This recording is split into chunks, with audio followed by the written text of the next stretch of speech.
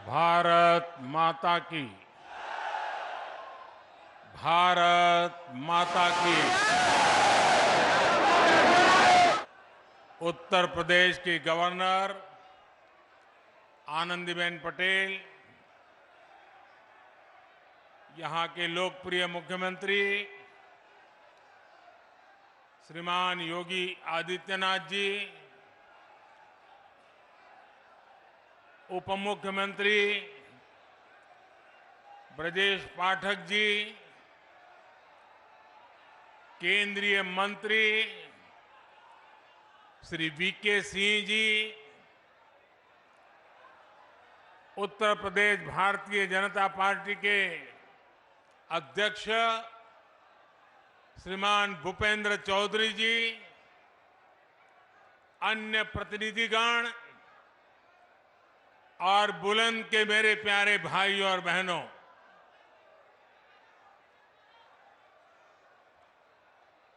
आपका ये प्यार और ये विश्वास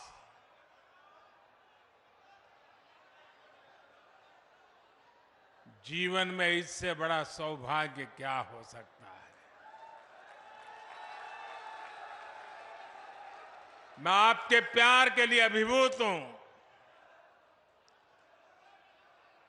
और मैं आज देख रहा था इतनी बड़ी तादाद में माताएं बहनें, और ये समय तो हमारे यहाँ परिवार में माताओं बहनों का सबसे व्यस्त समय होता है, रसोई का समय होता है, लेकिन सब छोड़ छाड़ करके इतनी बड़ी तादाद में हमें आशीर्वाद देने आए सभी माताओं बहनों को मेरा विशेष प्रणाम।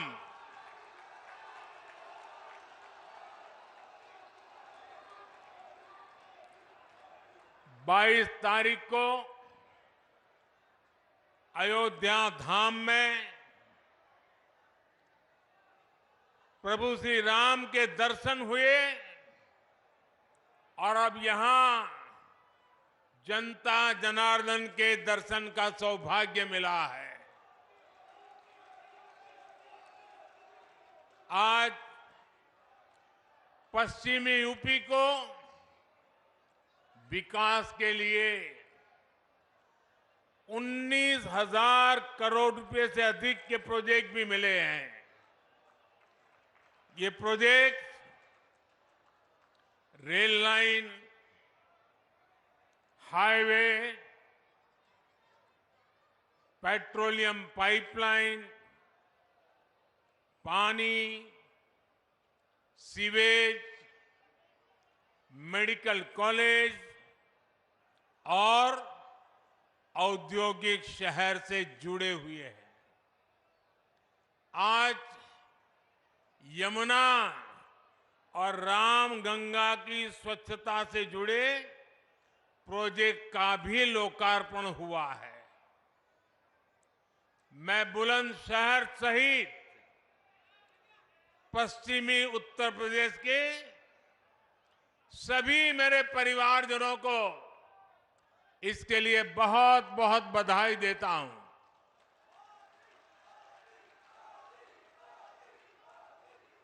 भाइयों और बहनों, इस क्षेत्र ने तो देश को कल्याण सिंह जी जैसा सपूत दिया है, जिन्होंने राम काज और राष्ट्र काज दोनों के लिए अपना जीवन समर्पित किया। आज वो जहां है, अयोध्या धाम को देखकर बहुत आनंदित हो रहे होंगे। ये हमारा सौभाग्य है कि देश ने कल्याण सिंह जी और उनके जैसे अनेक लोगों का सपना पूरा किया है। लेकिन अभी भी सशक्त राष्ट्र के निर्माण का, सच्चे सामाजिक न्याय का उनका स्वप्न पूरा करने के लिए हमें अपनी गति और बढ़ानी है। और जिसके लिए हमें मिलकर काम करना है। साथियों, अयोध्या में मैंने रामलला के सानिध्य में कहा था कि प्राण प्रतिष्ठा का कार्य संपन्न हुआ, अब राष्ट्र प्रतिष्ठा को नई ऊंचाई देने का समय है।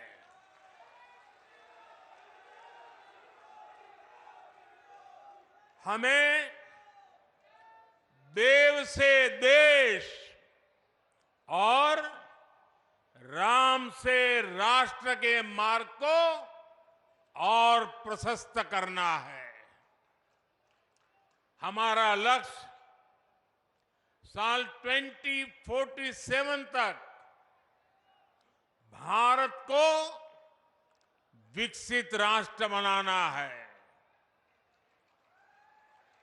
और लक्ष्य बड़ा हो तो उसके लिए हर साधन जुटाना होता है, सबको मिलकर के प्रयास करना पड़ता है। विकसित भारत का निर्माण भी यूपी के तेज विकास के बिना संभव नहीं है। इसके लिए हमें खेत खलिहान से लेकर ज्ञान, विज्ञान, उद्योग, उद्यम तक हर शक्ति को जगाना है। आज का ये आयोजन इसी दिशा में एक और कदम है, बड़ा कदम है, महत्वपूर्ण कदम है।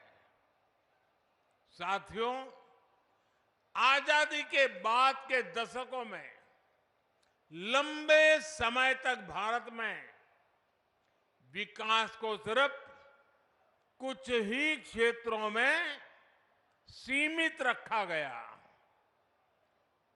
देश का एक बहुत बड़ा हिस्सा विकास से वंचित रहा। इसमें भी उत्तर प्रदेश, जहां देश की सबसे अधिक आबादी बसती थी, उस पर उतना ध्यान नहीं दिया गया।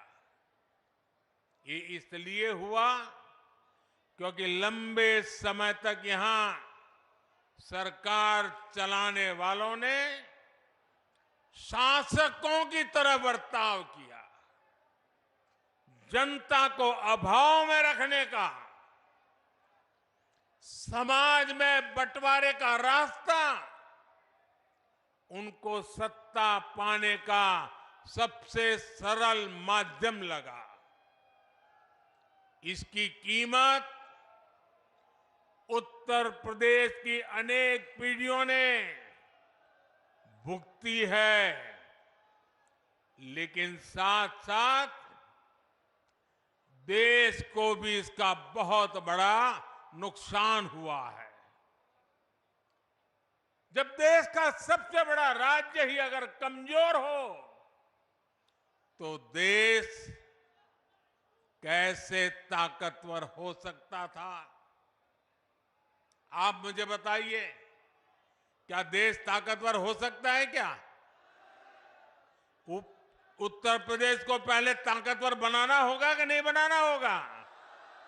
और मैं तो यूपी का सांसद हूं और मेरी विशेष जिम्मेवारी है।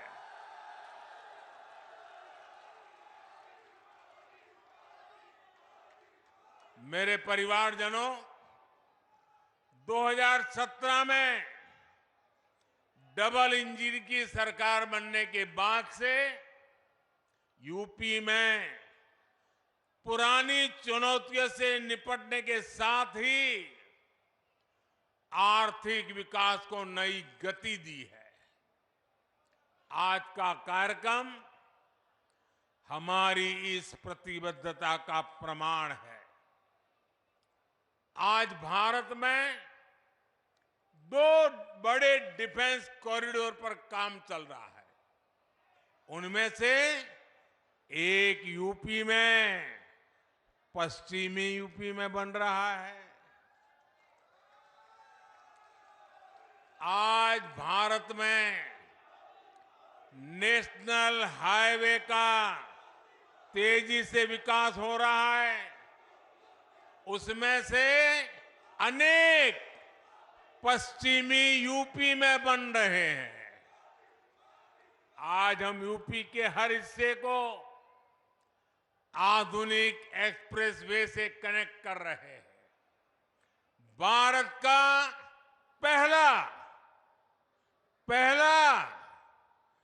पहला नमो भारत ट्रेन प्रोजेक्ट पश्चिम यूपी में ही शुरू हुआ है।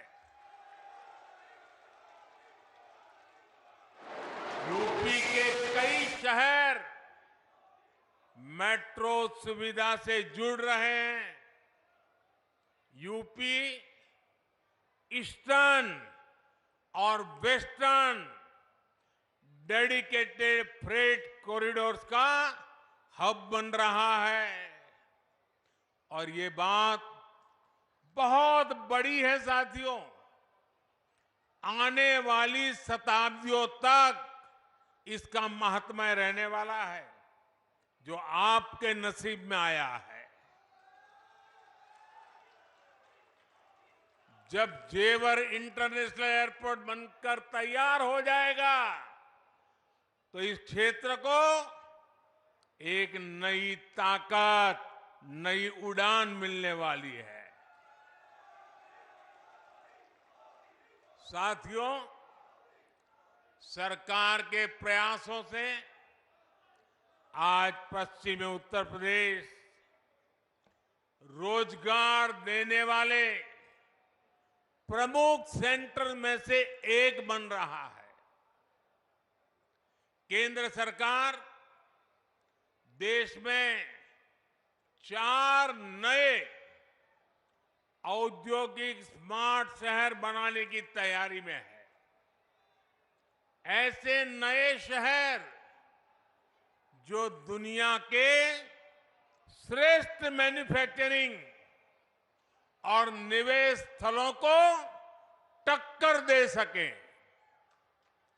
इसमें से एक औद्योगिक स्मार्ट शहर पश्चिमी उत्तर प्रदेश के ग्रेटर नोएडा में बना है। और आज मुझे इस महत्वपूर्ण टाउनशिप का उद्घाटन करने का सौभाग्य मिला है। यहां हर वो बुनियादी सुविधाएं विकसित की गई है जो रोजमर्रा के जीवन के लिए, व्यापार, कारोबार, उद्योग के लिए चाहिए। अब ये शहर दुनिया भर के निवेशकों के लिए तैयार है।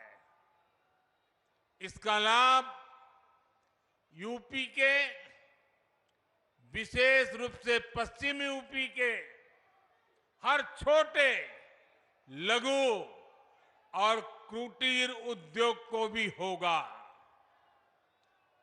इसके बहुत बड़े लाभार्थी हमारे किसान परिवार, हमारे खेत मजदूर भी होंगे। यहां कृषि आधारित उद्योगों के लिए नई संभावनाएं बनेगी। साथियों, आप भी जानते हैं कि पहले खराब कनेक्टिविटी की वजह से किसान की पैदावार समय पर बाजार नहीं पहुंच पाती थी। किसानों को अधिक भाड़ा भी देना पड़ता था। गन्ना किसानों को कितनी परेशानी होती थी, ये आपसे बेहतर और कौन जानता है। किसानों की उपज को अगर विदेश एक्सपोर्ट करना होता था तो वो भी मुश्किल था। यूपी समंदर से बहुत दूर है, इसलिए उद्योगों के लिए जो गैस और दूसरे पेट्रोलियम प्रोडक्ट चाहिए उन्हें भी ट्रकों में लाना पड़ता था। इन सारी चुनौतियों का हल नए एयरपोर्ट और नए डेडिकेटेड फ्रेट कॉरिडोर में है। अब यूपी में बना सामान यूपी के किसानों के फल सब्जी और ज्यादा आसानी से विदेशी बाजार तक पहुंच पाएंगे। मेरे परिवारजनों, डबल इंजन सरकार का निरंतर प्रयास है कि गरीब और किसान का जीवन आसान हो। मैं योगी जी की सरकार को बधाई दूंगा कि उन्होंने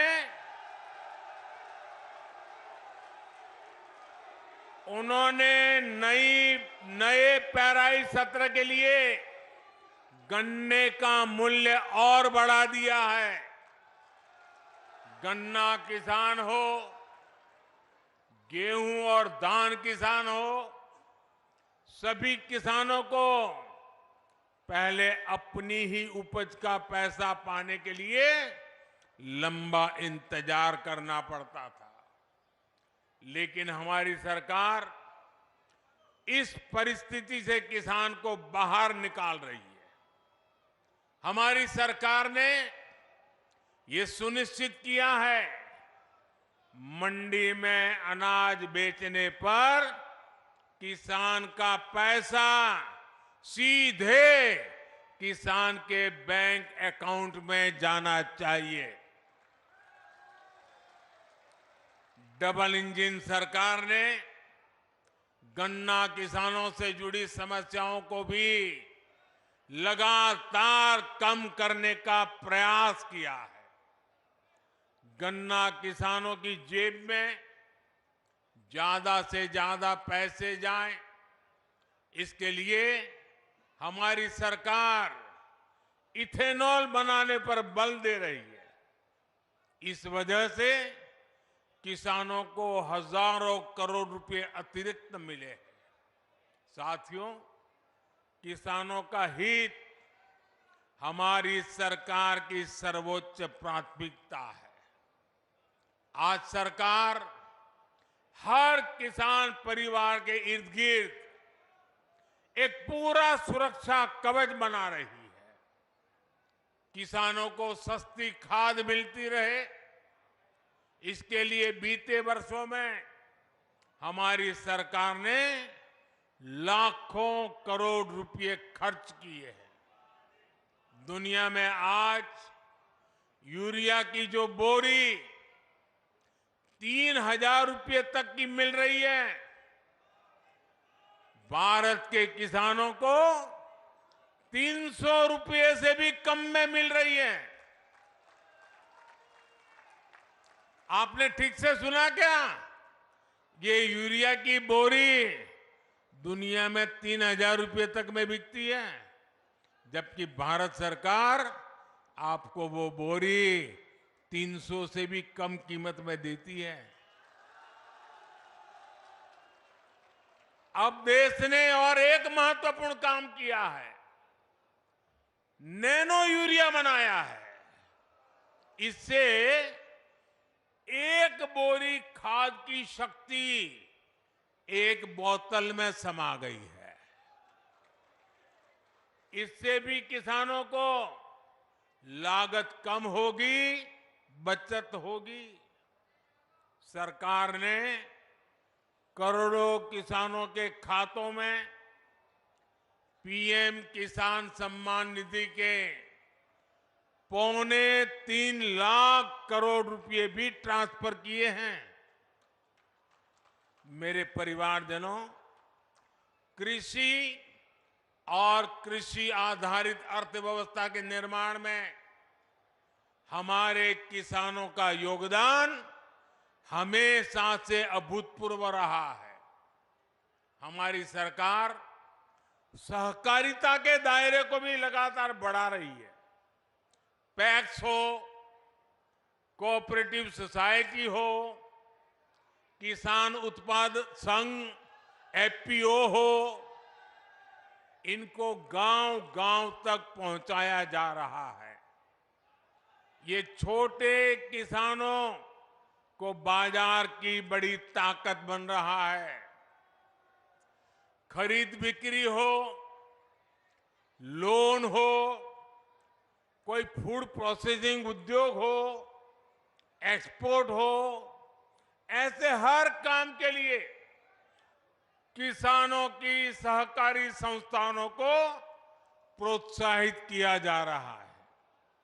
ये छोटे से छोटे किसान को भी सशक्त करने का एक बहुत बड़ा माध्यम बन रही है। किसानों की एक बहुत बड़ी समस्या भंडारण की सुविधा के अभाव की भी रही है। हमारी सरकार ने भंडारण की सुविधाओं के निर्माण के लिए दुनिया की सबसे बड़ी योजना शुरू की है। इसके तहत पूरे देश में कोल्ड स्टोरेज का भंडारण का नेटवर्क तैयार किया जा रहा है। साथियों, हमारा प्रयास है कि खेती किसानी को आधुनिक तकनीक से जोड़ा जाए।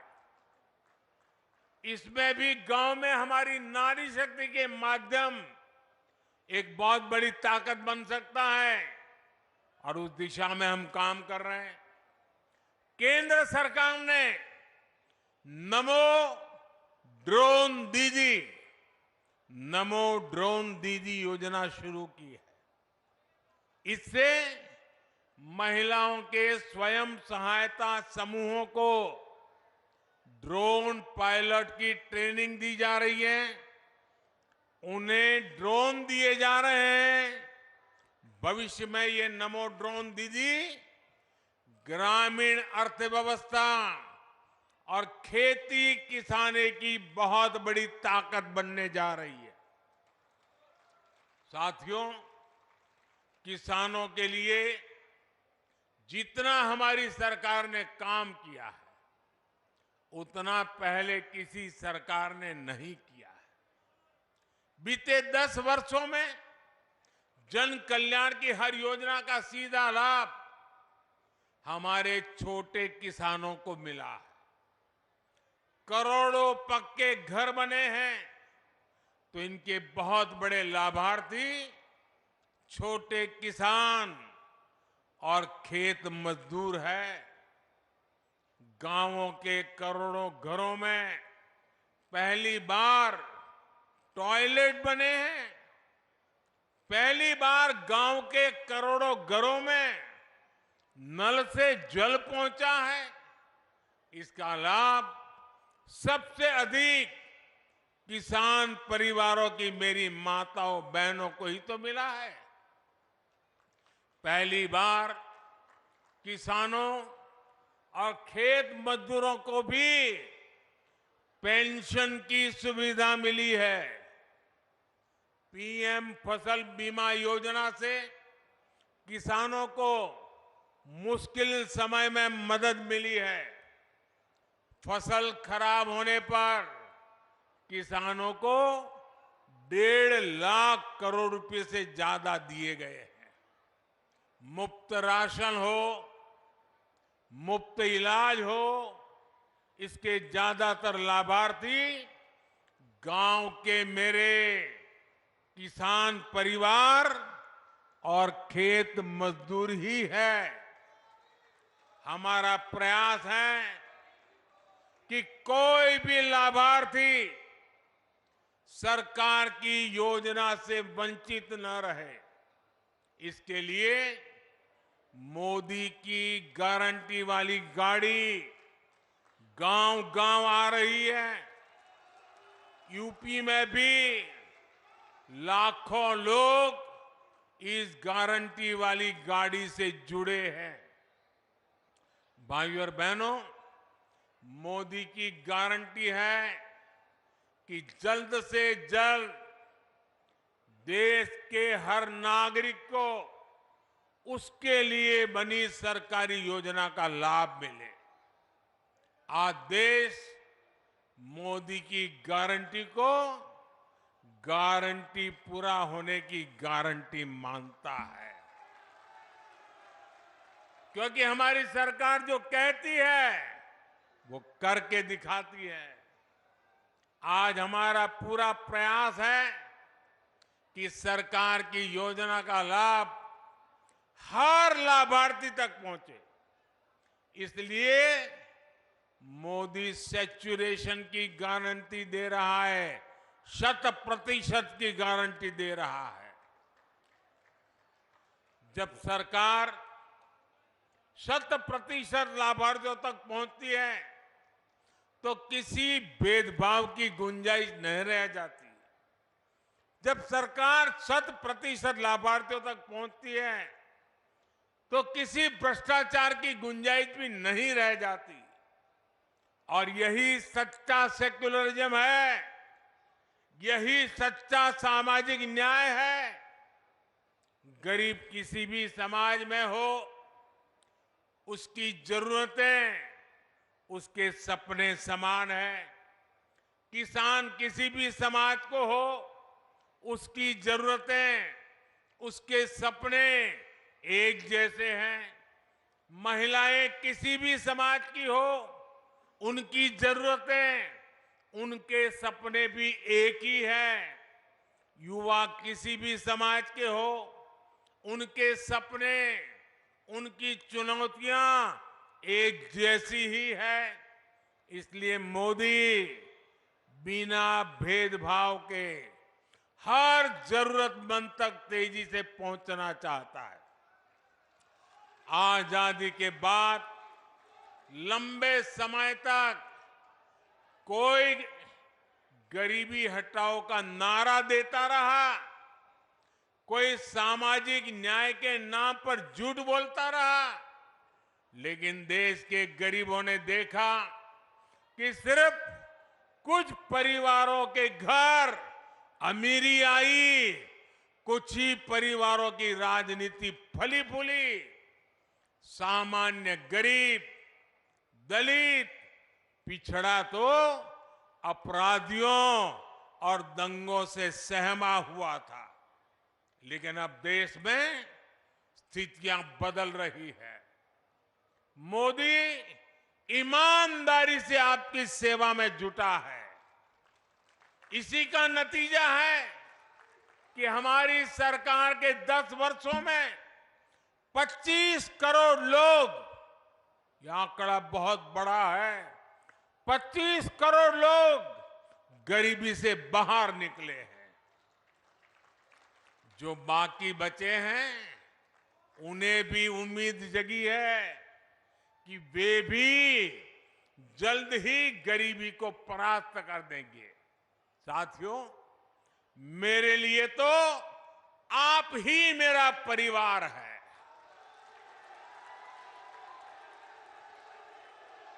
आपका सपना ही मेरा संकल्प है।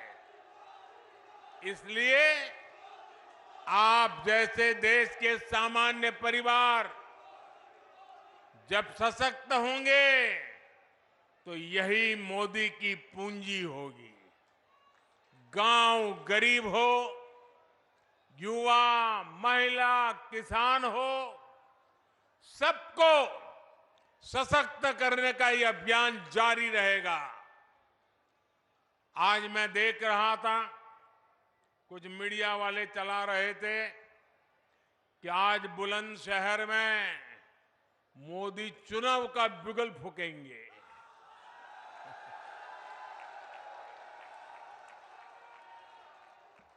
मोदी तो विकास का बिगुल फूंकता रहता है।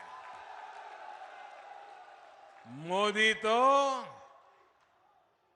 समाज के आखिरी व्यक्ति के कल्याण के लिए बिगुल फूंकता रहता है। मोदी को न पहले जरूरत थी, न आज जरूरत है, न आगे जरूरत है चुनाव के बिगुल फूंकने की। मोदी के लिए तो ये जनता जनार्दन ब्यूगल फूंकती रहती है। और जब जनता जनार्दन ब्यूगल फूंकती है तो मोदी को अपना समय उस ब्यूगल फूंकने में नहीं लगाना पड़ता, उसको तो अपना समय जनता जनार्दन के चरणों में बैठ करके सेवा भाव से काम करने में उसका समय लगा रहता है।